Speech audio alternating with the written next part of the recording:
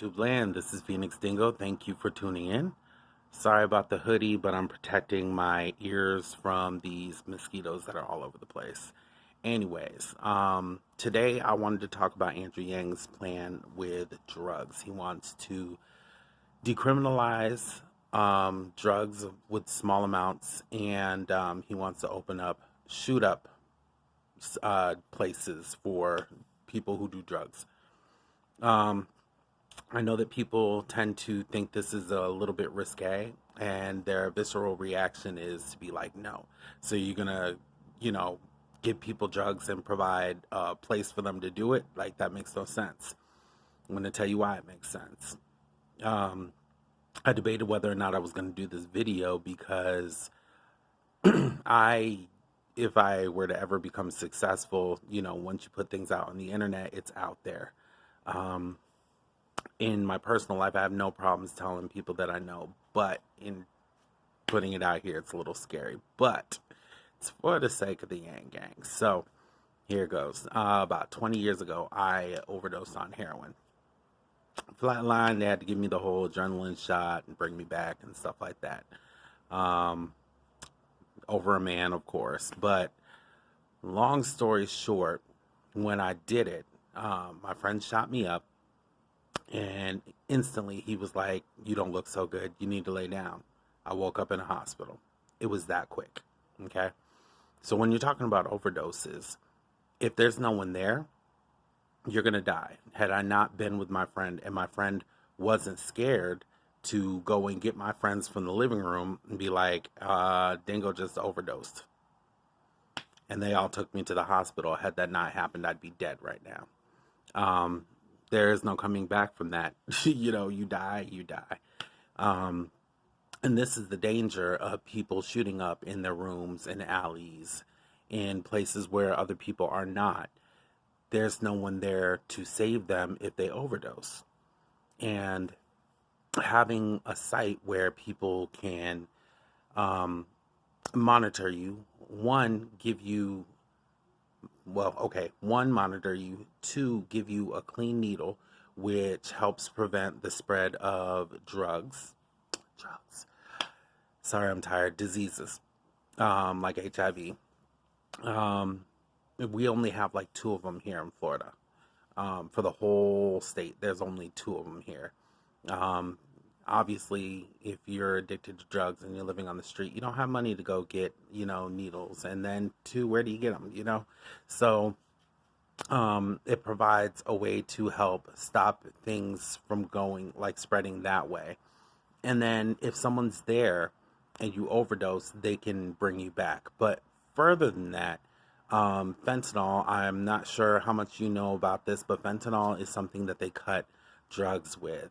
In other words, they add it in to make it more potent, but make more money from their sale. That way they can increase their volume and be able to sell more of it and get more profit. All right. Now, fentanyl is very dangerous, and it's one of the reasons why people are overdosing at such a high level right now. So, if they were to give you a pure product, one, you could use less of it to get the same effect. It's more pure. It would be dosed, and they can bring it back. Now, this is something that's been implemented in other countries. I don't remember which one it is. It's either Switzerland or Iceland or something like that. I have to look it up. But once they did that, crime went down, gang activity went down, drug addiction went down, and people were less inclined to start doing drugs there. Okay. Um, One of the reasons why this is so important is because when you are in a place to where you're willing to start doing these things, you're not in a good place 9 times out of 10. You could do it because you're in pain and they prescribed you pills. You could do it because peer pressure. You could do it because of a relationship. You could do it because you're curious. The thing about it is, it's so easy to be addicted if you have, one, that personality, and then two, if you have influences around you that constantly want to do it. That was my experience, I had people around me and we were always doing it. If one person wanted to do it, we were all doing it. So as a result, we were doing it like every day. Now, my experience was only about a month, maybe a month and a half of doing it. And then I just realized, seriously, shooting up heroin, like in real life. So I decided to quit and I was like, I'm going back home. And my friend left for a week and then came back the night before I was going to leave and said, one more time, one more blast. And that was the one that got me.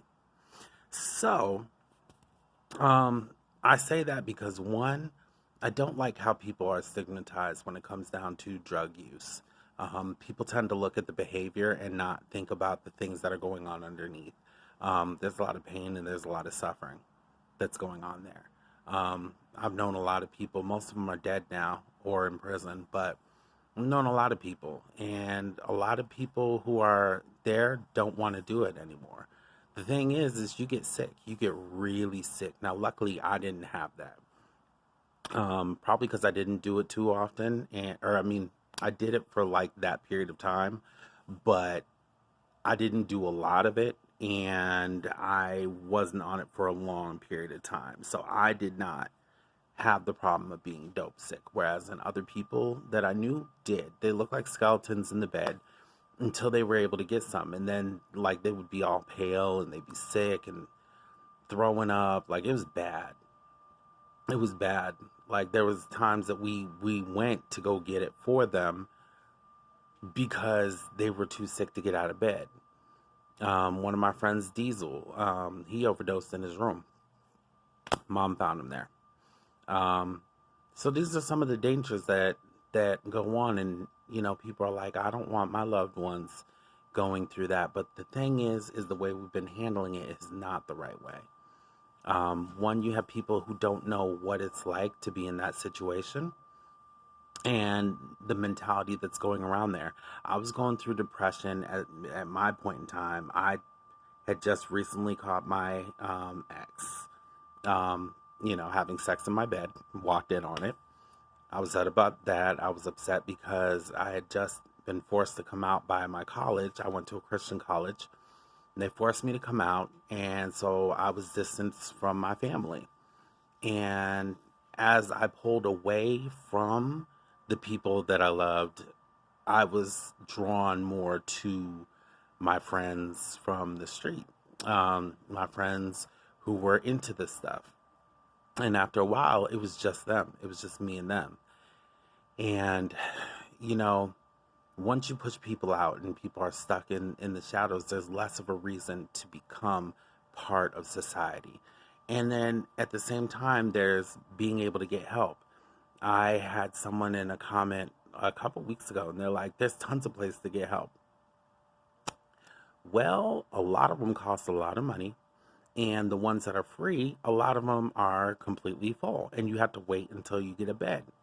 There's, in these situations, what I've seen is that you have to be able to do it when you're ready. But if you have to wait to go get help, chances are you're going to be back out in the street. You're going to forget about it. It's just that simple. So Yang's plan about meeting people where they are is important. And you have to think, where's the best place to meet them? At their lowest when they're getting ready to shoot up.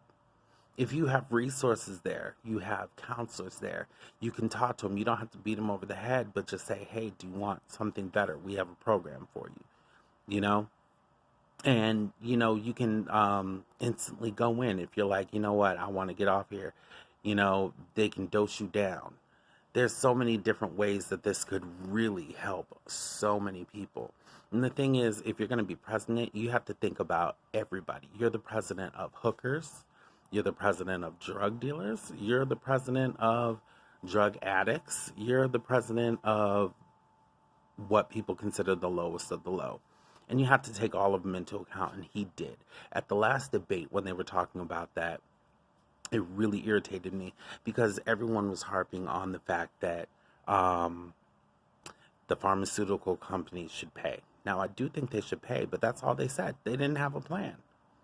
They didn't have a plan for anything. All they said was that they have to pay. Andrew Yang has a plan. I'm sure he's going to make them pay, but at the end of the day, he's got a plan that's been proven by other countries. And this is one thing that he does.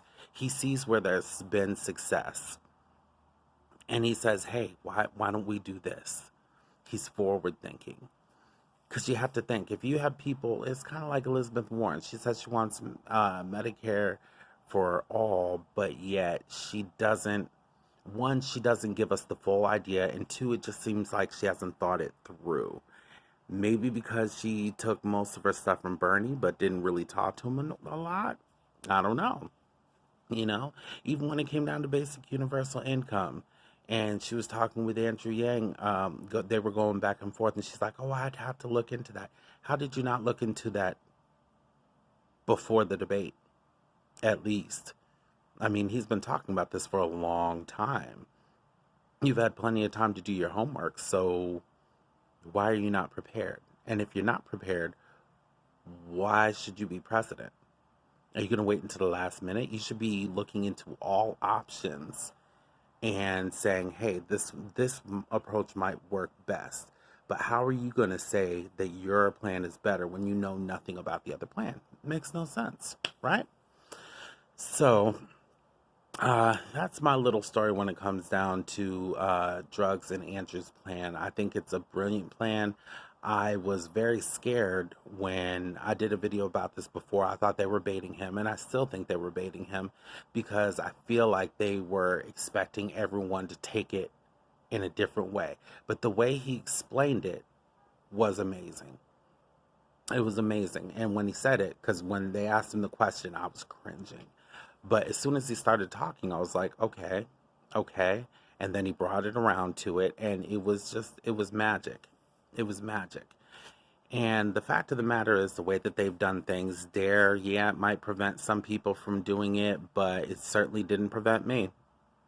I'm not taking away accountability for what I did. I made bad decisions. I was young. This was over 20 years ago.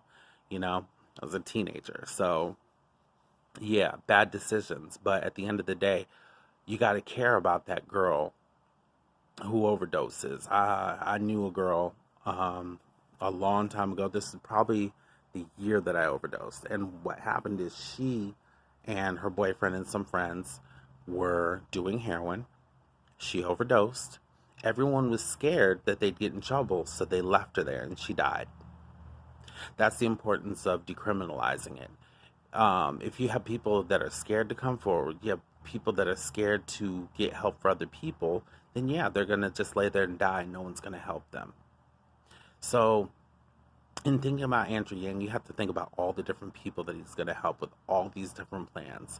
And I think that's one thing. Everyone gets lost in the UBI discussion, and they don't even bother looking at all the rest of the plans that he has. He has amazing plans that are going to help so many people in so many different ways. And the way that we've been doing things is broke. They say if it ain't broke, don't fix it. But if it is broke, what should you do? Anyways, y'all have a great day. Um, Thank you for listening and, you know, me tell all my secrets and put it all over the internet. Quite nervous about it, but this is part of the problem of what he was talking about when it comes down to the stigma. This was 20 years ago. It really shouldn't impact the way that people look at me now. You know, I've been, good for a very long time. You know, I went back to school, I got 2 degrees, you know, but I still know the stigma that comes with it. Now, in my personal life, I have no problem telling people who I know. And, there's been many kids that have thought about doing it and they've asked me about it. And I've always been open and I'm like, absolutely not. Yeah, I can tell you about my experience. It wasn't fun, especially after that when everyone was like scared of me and they hid anything expensive, didn't want to leave me alone anywhere. And it's understandable, but I feel like Andrew Yang is handling this with compassion, and I think that's important. And that's something that's missing right now is compassion. And when you're looking at all these other candidates, You really need to look between the lines when they speak. You know, you have to look at what they're really saying. Are they just saying something pretty for you? Are they really trying to fix something? Or are they just saying what they think they want to hear? You know, are you pulling a Joe Biden? I'll beat him like a hammer or whatever he said, which was corny as hell. Um, you know, like they have these little sound bites that they have someone write for them and they deliver them at the right time and hopefully it gets them on CNN or something, you know? But are they really thinking about people and not just a couple people, but different groups of people? That's the important part about it. You got to look at all the different people that Andrew Yang is taking into consideration. He's taking the poor, he's taking the black community, he's taking on drug addicts, he's taking on teens who are worried about their future and being able to get involved. He's worried about schools. He's worried about, I mean, we could go on and on and on and on. You know, clearing up corruption in campaigns, limiting terms for people that are serving in Congress. You know, these are all very, sorry, stranger danger. These are all very important things, but they touch so many different aspects. That's the type of president I know I want. I can't speak for you, but that's the type of president that I want, who is forward thinking, who thinks about all these different things. Because if they don't, who really wants that person fighting for you? Because they're not informed, they didn't do the research, they're getting on there based off the clout of what they've done before in their life and not necessarily with what they're going to do. They like to make shiny promises, but they're not impassioned to try and make it happen. The only other person that I would really trust up there is Bernie Sanders. Elizabeth Warren, no. You know, and I mean, if she were to go ahead and be like, you know what, I thought about it, I talked, I looked into it, and it's a good idea, I want to add that to my platform, I wouldn't judge her. As a matter of fact, I gained a lot of respect from Marianne because she did do the research. She looked at it and she said, this is important, we need this, we need this. And that, to me, is the sign of a leader, somebody who will listen, and if they think it's right, they will adapt to it. Not someone like Peter who will bring up all the points and bring up every point that Andrew Yang single handedly brought to the table and say, yeah, this is very serious, but I don't know about his way of doing it. Well, then what's yours? Because he certainly didn't put anything out. And that's, you know, Joe Biden's another one. He loves to say all his stuff, but when it comes down to his proposal, he doesn't have one, but he wants to say no to Andrew Yang. Then you have Miss Warren, who wants to say that it's not automation that's been scaling back jobs. It's not automation that we should be scared of. It should be the tech companies that are making all this money. Guess what? They've been making all this money. They've been. It's nothing new. Should we do a tax? I have no problem with the tax. But she's talking about taking the tax and then she's going to do what she feels right. Absolutely not. So, no, she doesn't get my vote. Biden doesn't get my vote.